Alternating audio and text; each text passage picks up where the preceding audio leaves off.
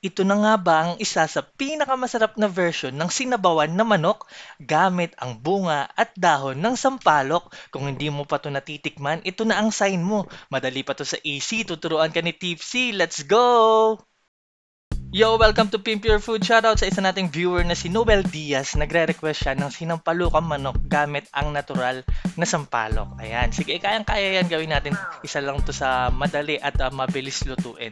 No, sinimulan ko sa pagpapakulo nitong bunga ng sampalok. Ayan, pagka medyo malambot na, pisain lang natin no, para mag-crack yung kanyang shell, yung balat, no, para talaga makapag-extract talaga tayo ng flavor sa ating sampalok. And then tutuloy pa natin ng pagluluto niyan. Alright, habang niluluto natin or pinapakuluan yon, mag-isa na tayo ng ating aromatics dito. Ayan, nag-brown lang ako ng bawang and then sinunod ko na yung luya. Medyo maraming luya, mas masarap, no? Tapos, ayan, lagay tayo ng sibuyas at syempre hindi mawawala ang kamatis. Ayan, medyo maraming kamatis din. Alright, ayan, tuloy lang natin sa pag-isa yan hanggang sa lumambot yung kamatis. Tulungan nyo rin, pisa-pisain nyo rin, no? Hanggang sa madurog.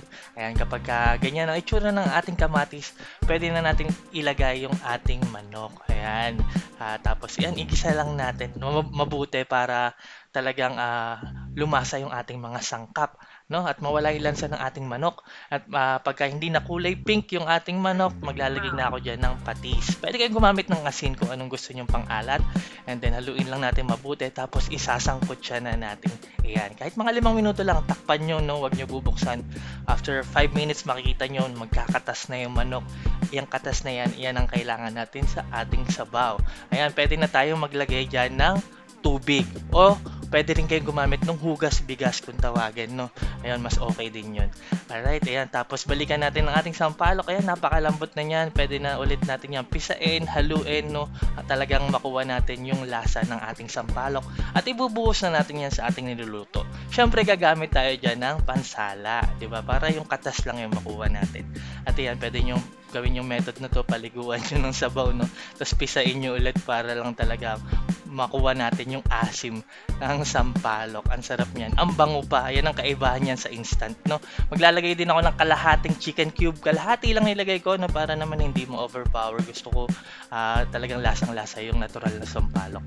And then, ito na. Ayan. Pag kumulo na, maglalagay na ako dyan ng dahon ng sampalok o yung usbong ng sampalok kung tawagin. Yan yung parang talbos o murang dahon ng sampalok, no? Ayan, hiniwa ko lang na maliliit. Nagdagdag ako ng tubig kasi parang nakukuntian ako sa sabaw. Nilagyan ko ng siling panigang, pinakuluan ko pa ng 5 hanggang 6 na minuto. Ayan, tapos pwede na natin tikman yung sabaw. And then maglalagay tayo dyan ng panimpla kung kukulangan pa tayo sa alat. Patis ang gamit ko. Ganun lang, kapag okay na yung timpla, and now look at that. Ayan. Yung sinasabi ko sa inyo, ang kaibahan nga yung kapag natural na sampalok ang gamit mo sa instant, no? Yung bukod sa hindi overpowering kahit maasim, no? Madaling kainin, masarap pa rin kainin. Yung amoy, napakabango. Lalo na yung dahon ng sampalok. Yung dahon ng sampalok, maasim din yan, no? Kaya talagang maasim tong sabaw na to. At kahit naman maasim masarap. Ayan, sana, ayan, nagawa ko ng mabuti ang iyong request. Ayan, kung di nyo pa natitikman, ito talaga isa sa pinakamasarap.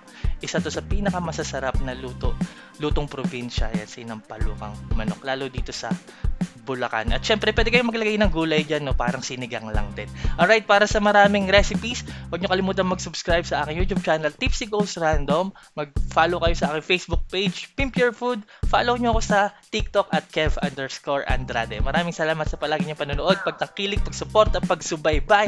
Ako po si Tipsy D. God bless sa inyo lahat. Peace!